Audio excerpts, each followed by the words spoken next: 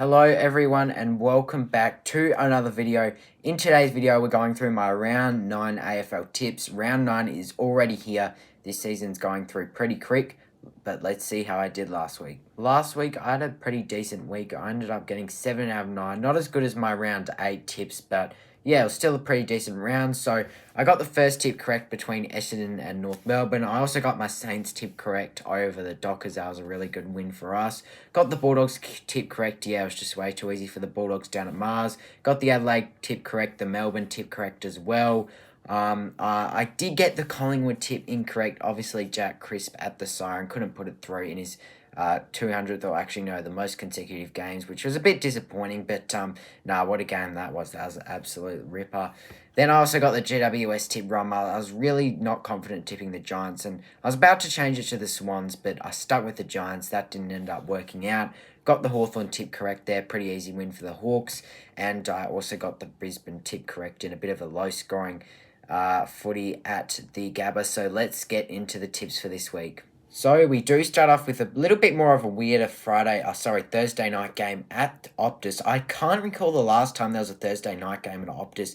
I think the last Thursday night game would have either been in 2019 where West Coast played, I'm pretty sure. But yeah, we haven't seen a Thursday night game for a while at Optus. But we've got a pretty interesting one between Freo and Collingwood, two sides on the weekend that were disappointing, especially Freo. I mean, you know, to come out and get thrashed away from home, they just can't play footy in Victoria. They forget how to fly on a plane and actually deliver some great footy at Marvel. They couldn't score. They just couldn't handle St Kilda's pressure. And yeah, look, it's a good win for my Saints, but yeah, it just didn't look good for the Dockers at all. They only had 7 at half time, so they're going to need to fix that. But they're back at home against the Pies, who I say they were disappointing. They weren't really. They were disappointing, though, that they did give up that lead. I think they were up by 18. Then Geelong got in front. Then Collingwood stormed back in the last few minutes. So a bit disappointing for them. They couldn't win their 7th game in a row. But that was kind of just a let-off. Two really good teams going at it. So I feel like the Dockers, as much as they were disappointing last week, they certainly could get the result here because they are back at Optus, where we do know that they can play some great footy. They've only lost 1 game this year there to the Swans, and I believe they have won their other 3 there. But they haven't really got a proper win away from home. No Freo, with obviously their win being against Richmond. So I definitely do think they can respond. The Pies, look, maybe they'll be a bit challenged coming over to this game because they've only got a 5-day break and they are travelling to Perth, which is a long way from Victoria. So I definitely could see Freo getting up despite how poor they were last week, but I'm slightly leaning towards Collingwood. I think Collingwood like playing Freo. They match up well against them. And the Pies, they actually have a pretty good record at Optus. I think I'm going to back in Collingwood. It's going to be close, though. I'm going to say the Pies to get a 2-point win on Thursday night. We move on to another very interesting game at the G. We have the Saints taking on the Blues. Hopefully this game will actually get more of a crowd, unlike last week's Saints game. Obviously, 2 smaller clubs playing, but I thought the crowd was actually disappointing despite the Saints really getting up. I thought that there could have been a few more people there, but look, we have the Saints taking on the Blues on Friday Night Footy at the MCG. This should be a really interesting contest. The Blues, they were pretty disappointing after their hot form. They just can't play Adelaide, especially in Adelaide. They just have a horrible record against them, and yeah, look, they continue their horrible record at the Adelaide Oval, even though they have won their last 2 games there, and disappointing. So I thought that they were a sneaky chance in that one, even though I did tip the Crows. But they're coming up against the Saints, who had a very good win. They needed a response. We needed a response after losing 3 in a row, and what a win it was. The pressure was just outstanding. We didn't even score that well ourselves, 27 points halftime, which isn't really ideal, but we were just able to turn it on in the second half and put the pieces together. Hugh Boxall in his debut, Western Australian boy, he was really good. He got quite a few tackles around the ground, so that really helped out the Saints in their win here. And I feel like we actually do play pretty well against Carlton. Obviously, we do know what happened last year in the last round. Jack Higgins kicked that absolute goal against Carlton. That was an amazing goal to win the match and have the Blues finals hopes on the line. They obviously did end up making it because Freo lost, but this is going to be a very good game. Hopefully, the Saints can get up. And I think I'm going to back us in here. I'm going to go the Saints to win I think it will be a good game. I'm going to go the Saints to win by 12 points at the MCG. We move on to the MCG, where we have the Hawks taking on the D's. I feel like this should be not a bad game, actually, because both of these sides, they're in some pretty decent form. Hawthorn winning their last two. Obviously not against the best oppositions in Hawthorn and in West Coast and Richmond. But yeah, look, they've just needed to get the results when they have. It's not necessarily being the most convincing wins, but yeah, look, you're certainly taking those wins. The D's, they're the main one. They've been in some form again. They haven't been coming up against the toughest oppositions. They did get a good win, start off their 3-game win streak against Freo. We all know aren't the best away from home, but it was still a good win. They also got up against the Eagles on the weekend, so that was also good for them. And I feel like coming in against Hawthorn, it's going to be a tough ask to get the G, but I wouldn't necessarily be leaving them quite out because I feel like the D's, if they can win this and go 4-5, their finals hopes are right back on the line after losing their first 5. I'm still really skeptical though if they can win against those good sides. I feel like the midfield is just going to have to play how it has been playing in the last few weeks, and I feel like with Hawthorn, yes, maybe they could be exposed in this game with Will Day still being out. Yeah, that's going to be their main thing to focus on. How are they going to transition the ball without Will Day and some of their outs here? So I could definitely see Melbourne getting the victory here, but I'm slightly leaning towards the Hawks. I think they'll just be too strong in the end of the game. I think they'll kick a few late just to come and win it. I'm going to say the Hawks win by 26 points at the MCG. We have our first game of the round at Marvel for round 9. We have Sydney taking on Essendon. Now I'll start off with the Bombers. I feel like the Bombers last week, they did just get the result over North. I feel like it was more of an underrated win because North, they'd put up a really good fight against the Power. And at Marvel, I feel like they do play some good footy there. But, of course, the Bombers did get up and it wasn't the best game. But there were a few controversial umpire calls towards the end of the game that I feel like were for Essendon. I'm not going to complain about the umpires. But, yeah, I feel like Essendon probably need to get a little bit more credit for just getting the wins over teams that necessarily aren't the best because, those teams can prove they can put up good fights. But as for the Swans, well, they got a much-needed win over the Giants in the Battle of the Bridge. Yet again, getting the job done against their littler brother in the GWS. That's 4 games in a row now, including the final last year. Where the Swans have got up in the Battle of the Bridge. So they still do own the Giants, and they needed that because they lost their last 3. So the Swans, they're back on the board, and finals is still on the cards. It's going to be tough, though. At Marvel, they're coming up against Essendon, who aren't the strongest opposition. And with the way the Bombers they've been playing, yes, they've still been getting the victories. It hasn't been that convincing, though. So I definitely feel like the Swans, could get this, and they kind of need this to get back in form. And this is the time of the year where the Swans, you can trust them. They do start playing some great footy in the middle patches of the year. So I'm going to back in Sydney. I'm not that confident. I feel like Essendon, they could put up a good fight at Marvel, maybe even win. But I'm just going to back in the Swans. They're the favourites. 75% of people are backing them in as well. So I'm going to be backing them in. I think they do get a few more players back as well for this match. So I'm going to say the Swans to win this in not a bad game by 22 points. We head over to TIO Stadium for the first game being played here, I believe, between the Bulldogs and the Suns. 2 teams this year that have had pretty good starts, especially the Bulldogs. Yes, they're 5-3 and Gold Coast have an extra win ahead of them. But the Bulldogs, they've just been going really well in the last couple of weeks. They've thrashed the likes of my Saints, the Giants, and now Port, who have been in some pretty good form as well. So, yeah, the Dogs, they just gave Port a bit of a reality check on the weekend, and I don't know if it's just whether they do play some great footy at Mars. They obviously know the dimensions of the game there pretty well. And, look, I think it was a great win. They just really outsmarted their opposition, and you do have to give credit for Bevo. They still do have some injuries around the ground, but Marcus Bontempelli's been in some great form. There's even a chance that he might get to play forward if Bevo decides to move him out of there because he's just been playing really well up there. And I feel like they do have leaders in the midfield that can step up. Guku Karmas has been one of those main forwards as well that's been stepping up for the Dogs. So they're in some really good form.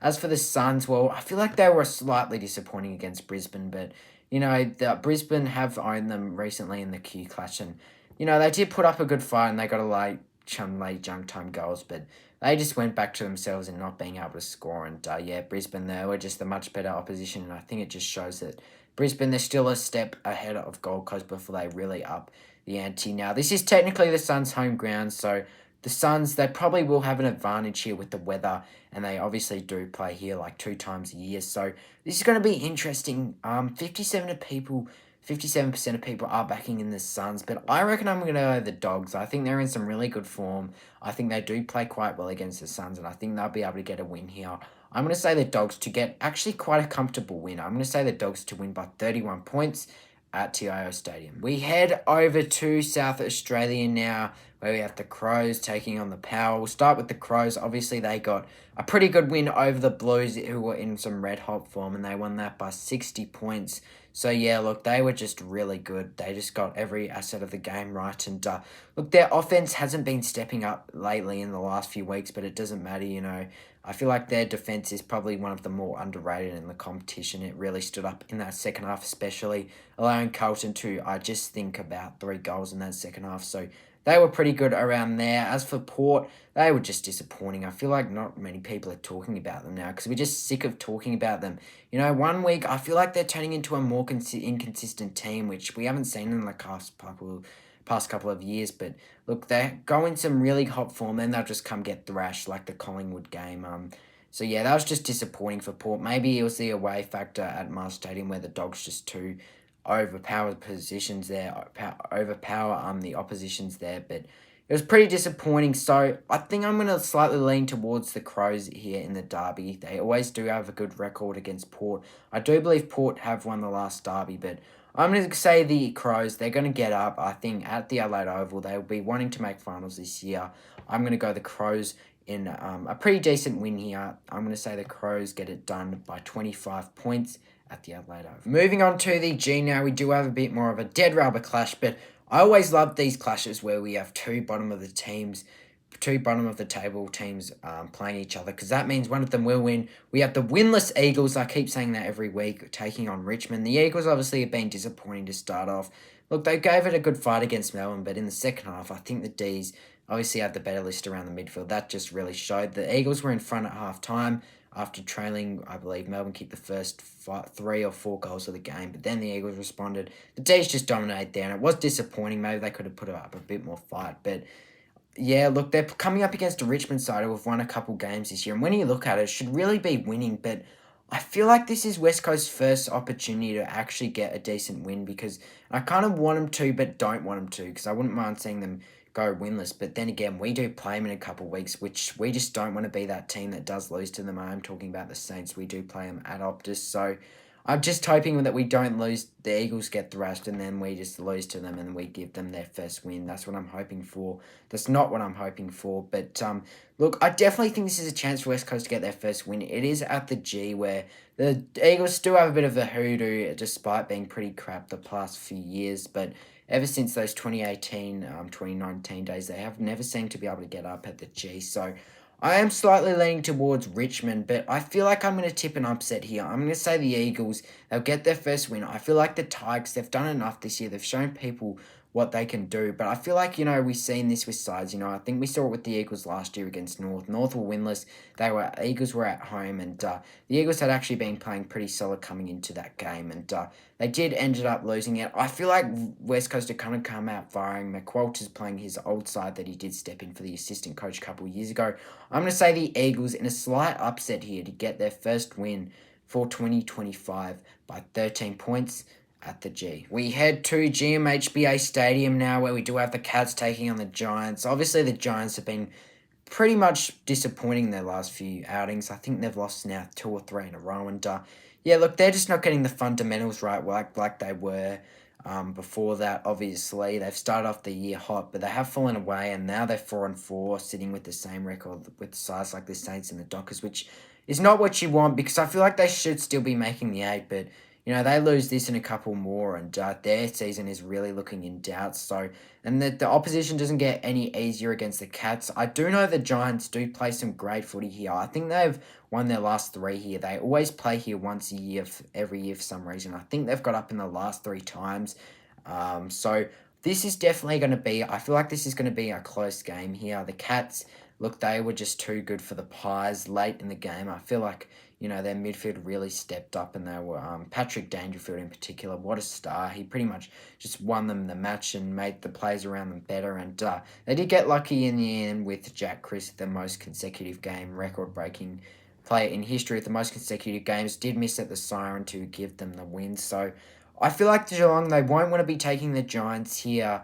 and they don't want to be taking the Giants as an easy opponent. Obviously, they aren't in real life, the Giants, but I feel like they do play well at this ground. So this is going to be an interesting one, but I am still going to lean towards the Cats. I just think that you have to be backing them with the Giants pull form. Maybe this is the game where the Giants, they can turn it around, but I'm going to back in the Cats to win here by 8 points at GMHBA. Now we do move on to the last game of the round, where we do play match between North Melbourne and Brisbane at Blundstone Arena. Now, this is the first game for North at Blundstone, their first home game. And look, they did put in a decent effort against the Bombers, but still disappointing that they didn't get up, because I feel like they've just had a lot of games this year where, you know, they've been in the game and they've looked like they're coming back, but then they just lose it at the end. And it's really been disappointing they couldn't get their second win of the year for North. As for Brisbane, well, they just were too strong for Gold Coast in that second and third quarter. You know, they had a really poor first quarter.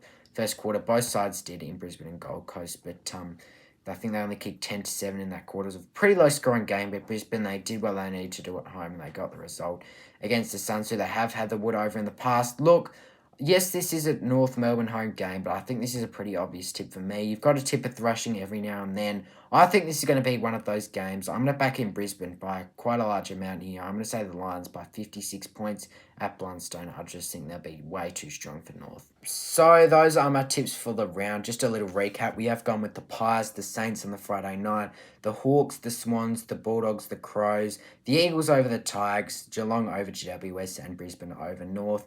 Let me know if you agree or disagree with me in the comments down below, and we'll see you all in the next video.